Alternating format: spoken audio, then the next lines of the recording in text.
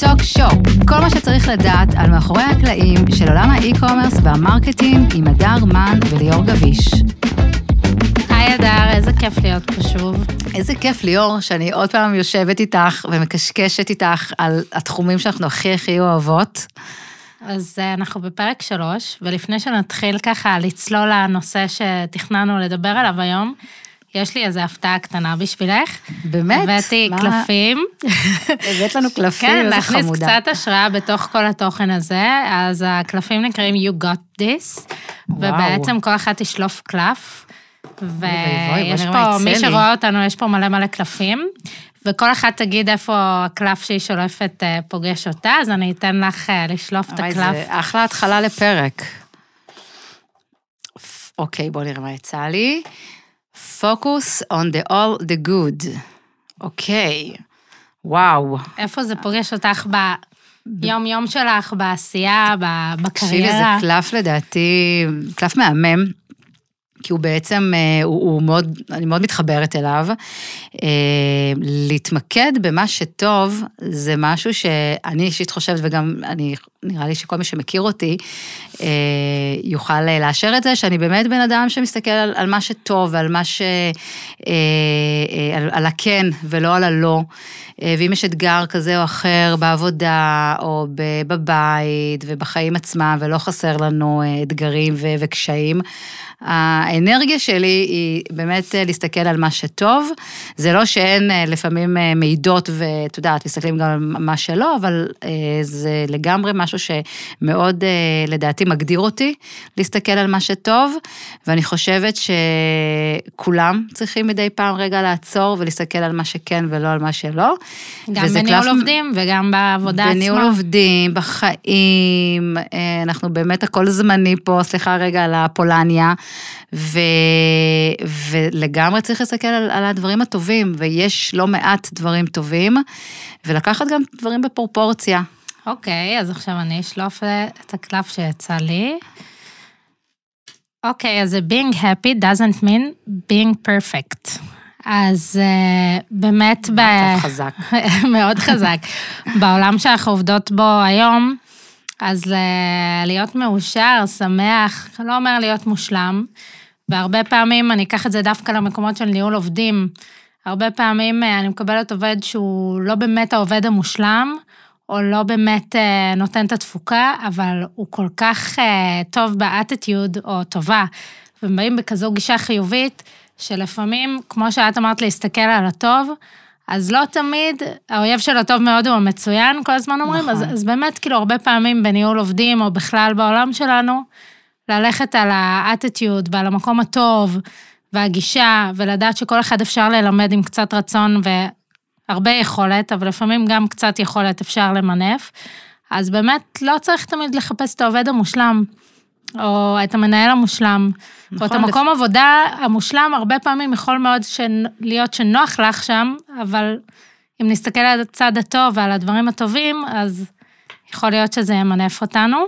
וגם, אני יכולה להגיד לך גם שפעם גם כן הייתה לי איזושהי עובדת, שהייתה מאוד מאוד מוכשרת במה שהיא עשתה, היה לה הרבה ידע גם, היא הייתה ותיקה במחלקה, אבל אופי ואנרגיה קצת טראבל מייקרית, נקרא לזה ככה, והייתי צריכה באמת ככה לקבל שיקול, כלומר, הייתה לי התלבטות על אף כל הידע והניסיון שכבר יש לה, להשאיר או להיפרד, כי האנרגיה שהיא ככה הביאה למחלקה לא הייתה טובה, bad vibes.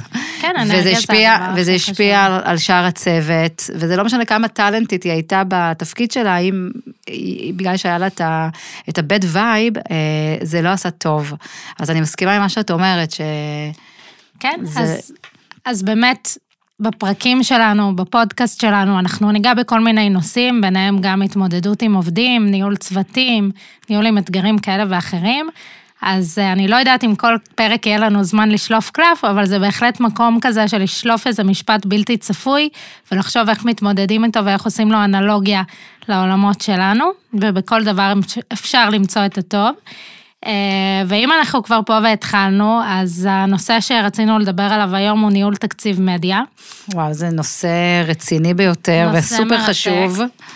שלא הרבה יודעים, כבר לא הרבה יודעים איך לגשת לזה. נכון. זה הסיבה שהחלטנו לפתוח. אז אנחנו מדברות על זה שתקציב מדיה הוא בעצם המצפן של העסק, הוא שילוב בין אסטרטגיה לבין תקציבים, הוא שילוב בין מסרים לבין משימות, והרבה פעמים כשעושים את זה נכון ובונים את זה נכון, אפשר להגיע למחוזות נפלאים. אני מהניסיון האישי שלי יכולה להגיד שעם ניהול תקציב מדיה נכון ואסטרטגיית מדיה נכונה, הגענו לביצועים ושיפורים משמעותיים, והיום אנחנו כאן כדי לחלוק עם המאזינים שלנו איך עושים את זה בצורה הכי נכונה, גם אם היא טיפה מתודולוגית, חשוב מאוד לדעת איך לעשות את זה, ולשים לב לטיפים שנדבר עליהם היום. וגם יש הבדל בין ניהול תקציב של חברה גדולה, לבין ניהול תקציב בחברה קטנה. החברות הגדולות, נראה שיש שם כסף שנשפך מהקירות, אז יש לנו בשורה, לא, גם בחברות הגדולות מאוד מאוד שמים לב לכל התקציבים, וחשוב מאוד שהתקציבים יהיו מדויקים, ובחברות קטנות כמובן ששם זה גם סיפור אחר, חברות קטנות, עסקים קטנים יותר נכון, אין להם תמיד את הסכומים הגדולים שהם יכולים להשקיע בשיווק, וגם בהקשר הזה של בעצם איך לתכנן נכון את התקציב מדיה, צריך להתייחס בנפרד להתנהלות של עסק גדול, לעומת עסק קטן. בעסקים קטנים, אם אתה עסק חדש, שרק עכשיו בעצם פתחת חנות אינטרנטית, ועוד לא מכירים אותך, אז התוכנית מדיה שלך צריכה להיות עם מסר של מודעות, ורגע לחשוב טוב איך אתה ממקד את המסרים שלך, שיהיו כאלה שבעצם יכירו אותך, ומה הערך המוסף שלך על פני אחרים. בעצם מה שאת מנסה להגיד, ממה שאני חושבת שנתקלתי, אז בעצם הרבה פעמים לנהל תקציב מדיה בחברה גדולה הוא יותר קל מבחברה קטנה, כי יש לך הרבה יותר מרווח, התקציב הוא יותר גדול, ואפשר לחלק את העוגה ליותר סורסים, ליותר מקורות תנועה. בעסקים קטנים, שהתקציב הוא מצומצם יותר, הרבה פעמים עושים שיקולים של איפה הכי נכון לי לשים את הכסף, וממש המדידה צריכה להיות כל כך מדויקת, שנדע מה קורה. עכשיו, נכון, לפני זה... למרות אבל שגם בעסקים גדולים, הנושא של ניהול תקציב נכון, הוא מאוד חשוב, כי גם שם מאוד שמים לב על הכספים. הכל חשוב. ובעסקים קטנים, לפחות גם שם מאוד חשוב לשים לב באמת על הניהול הנכון של התקציב, אבל שם הטעויות יכולות לעלות הרבה יותר. אז באמת מהניסיון שאנחנו צברנו בחברות ובארגונים גדולים, ראינו, וכשדיברנו על זה לפני בהכנה לפודקאסט, ראינו שנתקלנו שתינו בשתי מתודולוגיות שמנכ"לים, סמנכ"לים, מחלקות כאלה ואחרות בארגונים נוטות להתנהג בהם, ואנחנו מדברות רגע על החברות הגדולות. מתודולוגיה אחת אומרת, בואו ניקח את סך ההכנסות של האתר, נקציב 1% מתקציב הפרסום, והוא בעצם יהיה התקציב מדיה שלי. זה אומר שאם אני עובדת בחברה גדולה, שאומרת, יש לי, זה היעד שלי, אלה המטרות שלי, מוקדש לכם 15-20, למעלה, למטה, תלוי בחודש, תקציב פרסום, תתמודדו איתו. נקודה נוספת, היא לעבוד אחרת ולהגיד, יש לי יחס, רווחיות, ואיתו אני רוצה לעבוד, ותוציאו כמה שתוציאו.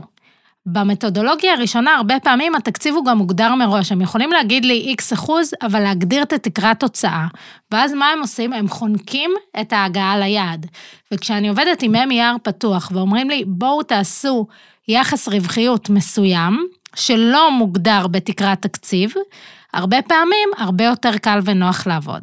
ולכן הנקודה הראשונה שלנו, אם נקצר את זה לראשי פרקים, היא בואו תגדירו את היעדים והמטרות שלכם, לא רק ברמה הפיננסית, אלא גם ברמה המסחרית, ותדעו לעשות איזושהי אגריגציה שמתכללת את הכל לכדי יעדים ומטרות מאוד מאוד ברורים לארגון. אז אם נגעת באמת בנושא של הגדרת יעדים, אז גם פה רגע צריך לפתוח סוגריים, כי לא תמיד אנחנו יודעים מי מגדיר לנו בעצם את היעד.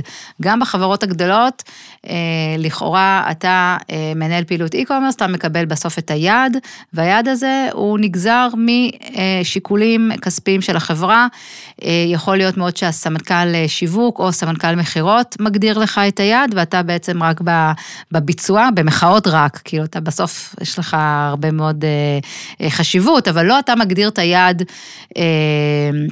מבחינת יעד שנתי, אתה צריך לבצע ולהגיע ליעדים האלה ברמה החודשית, ולעשות כמובן לעשות את כל המאמצים בשביל להגיע ליעד הזה, אבל לא בשליטה שלך, כלומר לא אתה ישבת והגדרת את היעד הזה, ויש פעמים שאתה כן נמצא במקום שאתה מגדיר לעצמך את היעד, שכמובן יעד זה צריך להיות משהו שהוא ריאלי, אין מה להגדיר לעצמנו יעדים, אסטרונומיים וחלומות ופנטזיות, אם אנחנו בסוף לא נגיע ליעד של עצמנו, אז אנחנו נצטרך לשאול את עצמנו, האם היעד הזה הוא באמת היה יעד ריאלי, ואם הוא כן היה יעד ריאלי ולא עמדנו בו, אז כנראה שלא פעלנו מבעוד מועד בצורה נכונה, בין אם זה, אנחנו גם נדבר על זה בהמשך, אבל איך מגיעים בעצם ליעד, אבל כנראה שמשהו בדרך לא עשינו נכון, או לא היינו מספיק על המספרים. אז בעצם מה שאנחנו אומרות, זה כל מי שעובד בארגון שמורכב ממספר מחלקות, צריך לייצר איזשהו שיתוף פעולה להגדרת יעדים ריאליים, אחידים, כי אם נגדיר יעדים שהם לא ישימים ואי אפשר להגיע אליהם, אנחנו כולנו נצא מתוסכלים. שבו עם מחלקות הסחר, המרקטינג והמחלקה הפיננסית בארגון הגדול שבו אתם עובדים, ארגון גדול זה ארגון שמורכב מכמה מחלקות, נכון. ובעצם תייצרו איזשהו סינכרון בין כולם. הגדרת יעדים לרוב נעשית שנתית, חציונית או רבעונית בחברות הגדולות, ואנחנו ממליצות לחיות את זה גם תוך כדי תנועה. שהיא גם נקבעת חצי שנה קודם, כלומר מול הכספים אתה צריך באזור מאי, אם אני לא טועה אפילו, באזור מאי-אוגוסט, כבר להציג את שנה הבאה. להציב כבר את השנה הבאה, אז גם בנקודת זמן הזו, רגע, להיות בתמונה ולהיות מסונכן עם היעדים שאותו ממונה או אותו מנהל דיווח לכספים. הנקודה הבאה שלנו היא בעצם אחרי שיצרנו סינכרון, אחרי שקבענו יעדים במטרות, אנחנו בעצם רוצים לנתח ולמפות את כל המדיה, את כל הסורסים שמהם הגיעה התנועה, ואת כל הסורסים שמהם הגיעו המחירות. עכשיו, לתפיסת עולמנו, ומהניסיון שיש לנו בחברות, בין אם זה עסק קטן, בינוני, לבין אם גדול, היום אנחנו נוגעות במגוון רחב של לקוחות, ולא רק בחברות הגדולות, אבל זה הבסיס שממנו צמחנו. פייסבוק, מטא, מייצר את הביקוש, וגוגל עונה על הביקוש, אוקיי? כנ"ל לגבי טיק טוק. העולם קצת משתנה, וכמו שדיברנו בפרק הקודם, יש כבר פלטפורמנס ועוד, אז אנחנו יכולים לראות שאם אני מותג חדש, שעכשיו פרצתי לשוק, ואני רוצה שיכירו אותי, יכול מאוד להיות שמדדי המדיה שלי יהיו כאלה שמייצרים יותר ברנד אווירנס, טראפיק. ופחות קונברג'נס. כי אני רוצה שיכירו אותי, כי אני רוצה שיכירו את המותג, את ה-DNA המותגי, את מה שיש לי להציע. אבל אם אני מותג ותיק, ואני בחודש נובמבר, ואני רוצה לייצר מחירות, ואני מחויבת ליעדים, יכול מאוד להיות שהמטרה שלי תהיה קונברג'נס, ושם עוגת המדיה שלי, התקציב, ילך בתוכנית המדיה החודשית, למקומות שמייצרים לי יותר המרות. עכשיו, חשוב לציין בהערת סוגריים, תקציב מדיה בחברות הגדולות נקבע בצורה שנתית, רבעונית או חציונית, כל אחד לפי שיטת עבודתו. אבל בכל תחילת חודש אנחנו יושבים, מתכנסים ומתכללים את התקציב מדיה לחודש הקרוב. כלומר, אנחנו צריכים להחליט כמה כסף יוצא, כמה נכנס, והכל מבוסס... בהתאם ליעד. בהתאם ליעד, והכל מבוסס על אנליזה, מחקר ובדיקה, שעשינו מבעוד מועד, כי על סמך זה בעצם אנחנו גוזרים את היעד, ואם אני באמת אתחבר גם וארחיב קצת על מה שנגעת בו, אז בסופו של דבר תקציב זה נגזר מהיעד שלנו, אנחנו בכל חברה, אתה מגדיר את האחוז מתוך היעד, שזה מה שילך לתקציב, זה יכול להיות 10% מהיעד שלך, הוא בעצם מפה אתה גוזר את התקציב, את האחוז תקציב, ומתוך התמהיל הזה של הסכום של התקציב, אתה בעצם בונה את העוגה. כי דיברת פה על מטא ועל טיק טוק, אבל יכול להיות שבאחוז תמהיל יש לך עוד ערוצים שמהם אתה יכול להביא מדיה, זה יכול להיות שיתופי פעולה באתרים מאקו, או כל מיני קמפיינים. אתרי תוכן, זה יכול להיות פעילות משפיענים, שזה גם משהו שנגזר מתוך תקציב מדיה, מתייחסים למשפיענים כמדיה לכל דבר. אז מעבר באמת לעניין הזה, שצריך רגע להבין גם בתוך התמהיל של לאן אתה, לאיפה אתה נותן יותר כסף, זה מי המקור שמכניס לך גם יותר כסף. לגמרי. אז כשאנחנו בעצם הולכים לאסטרטגיה ולחלק את העוגה לקמפיינים או לסורסים שמביאים לנו טראפיק והמרות, כל אחד בהתאם ליעדים והמטרות שהוא מציב לעצמו, אנחנו לא יכולים לשכוח את נושא האנליזה. הרבה פעמים קרה שבאמצע החודש שינינו את תמהיל המדיה, שאנחנו חיים RTM, Real Time Marketing, ואנחנו משנים דברים תוך כדי תנועה. אם רואים שמשהו לא עובד, עוצרים אותו כמובן בליווי סוכנות המדיה, או איש PPC שעובד איתכם, זה לא משנה. נכון, זה לא שגר ושכח, צריך כל הזמן לעצור רגע ולראות אם הקמפיינים עובדים לנו נכון, אם המטרה הייתה למחר בקמפיין, אז אם באמת זה עומד במחר שצפינו לראות, יכול להיות שיש גם קריאייטיבים שהם נשחקים כבר, כלומר שצריך לעשות רענון, גם אם המודעה והקמפיין עובד, אבל יכול להיות שהגענו לפוטנציאל המקסימלי, ועכשיו צריך רגע לרענן קריאייטיבים, לגמרי מדידה, וכל הזמן לשאול שאלות. מי שלא לפחד לשאול את חברות המדיה, את השאלות, אני לא מומחית PPC, אבל אני יודעת כמנהלת e-commerce איזה שאלות לשאול את המנהלי קמפיינים, אם אני לא רואה את המספרים שהייתי מצפה לראות. לגמרי, ונקודה נוספת זה שאופטימיזציה לא עושים רק דרך המדיה. אופטימיזציה אפשר לעשות גם דרך האתר, זה אומר שאני בודקת את הפאנל, בודקת איפה היוזרים נטשו. את הבאונס רייט בעמודים. אני רואה שנטשו את הצ'קאוט, אם נטשו את הצ'קאוט, יכול להיות שהקוד קופון שלי לא מספיק ברור, יכול להיות שיש לי בעיה בסליקה, יכול להיות שהתהליך הוא מסורבל מדי, יכול להיות שלא מצוין לי שם משלוח, עלויות משלוח, ואם כן זה לא בדיוק ברור. כל הדברים האלה הם מאוד מאוד קריטיים וחשובים גם להצלחת המדיה, כי בסוף אם אני מביאה טראפיק שלא ממיר ומקריס לי את אחוז ההמרה, לא עשיתי פה כלום וזרקתי כסף לפח. אז אופטימיזציה היא און-סייט ואוף-סייט. זו נקודה ממש מעניינת, כי בדיוק לפני איזה חודש בערך, בישיבת מספרים, אז שהייתי צריכה להציג, היה איזשהו דיון סביב הנושא של הטראפיק, כי נכנס הרבה מאוד טראפיק, וזה כמובן הוריד לנו את יחס ההמרה, אבל כל שאר הפרמטרים, סל ממוצע, כמות פריטים של הסל, המחיר הכללי, כל הפרמטרים היו בעלייה מאוד משמעותית, אבל מה יחס ההמרה? היה יחסית עדיין גבוה, אבל ביחס לחודש שעבר הוא היה בירידה משמעותית. ואז נשאלה השאלה, רגע, אז מה קרה לכל האנשים האלה שנכנסו לאתר? אם הם היה כזה גידול בטראפיק, למה יחס ההמרה נפל? אז קודם כל, בהרבה פעמים ההתנהגות היא שנכנס לנו טראפיק ושיחס ההמרה הוא יורד, זו התנהגות שהיא טבעית, אבל צריך לראות בכמה. אם אנחנו רואים שהפער הוא מאוד מאוד גדול בין חודש לחודש, אז על אף שנכנס לנו הרבה טראפיק, יכול להיות שהיה משהו שלא עבד טוב באתר ופגע בנו. וטיפ נוסף, זה באמת לבקש מחברות המדיה שלכם דשבורד. דשבורד הוא כלי מצוין למדידה. דרך הדשבורד אנחנו יכולים ללמוד את האפקטיביות של המדיה שלנו. אנחנו יכולים להבין מה עובד ומה פחות עובד. אנחנו יכולים לראות כמה טראפיק נכנס. חשוב מאוד שתהיו על המספרים. בזמן אמת גם, הנתונים הם בזמן אמת. חברת מדיה וכל הזמן להרים טלפונים ייתנו לנו את המידע, הכל שקוף, מי שיש לו שופיפיי, יש את הדוחות הכי קלים בעולם, לא רק שופיפיי, כל הפלטפורמות, היום לקבל דשבורד, זה דבר מאוד מאוד בסיסי מחברות המדיה. חברת מדיה שלא מייצרת לכם דשבורד, אל תעבדו איתה. וגם באנליטיקס.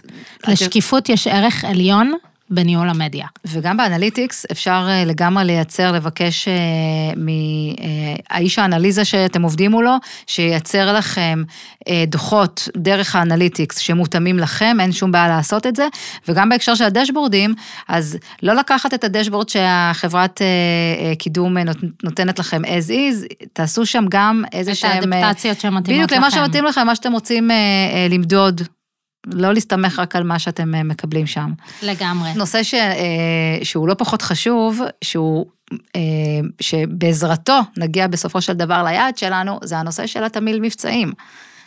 בסופו של דבר, אם יש לי יעד, אני צריכה בעצם, מעבר, אנחנו דיברנו בעצם על תוכנית מדיה, מה הסורסים והערוצים שאיתם אני אביא מדיה, שתתרגם לי לטראפיק ולמחר, ותלוי מה הגדרנו, מה מגיע לאתר, ובסופו של דבר, אם אין לי הצעת ערך, כמו מבצע טוב, או קולקציה חדשה, או קטגוריה חדשה שאני רוצה לפתוח באתר, צריך גם להביא את ההוק לתוך האתר, כדי שהמדיה נכון, תעבוד לנו. אבל הערת סוגריים. כן.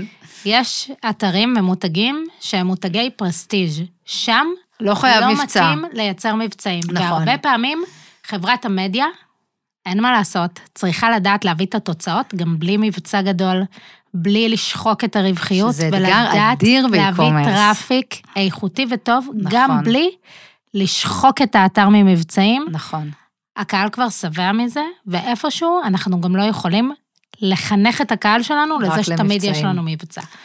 אז אם אנחנו נסכם את נושא בניית תוכנית המדיה לכמה נקודות פרקטיות, תגדירו יעדים ומטרות, תבקשו דשבורד שקוף ודינמי שמתעדכן מחברות המדיה ומסוכנויות המדיה שלכם, תנהלו את הסורסים, תבינו מאיפה מגיע טראפיק ומאיפה מגיע המרות או שניהם ביחד, ותדעו איך לנתב את התקציב נכון, תתאימו את המטרות שלכם ליעד, ותתאימו את היעדים שלכם למדיה.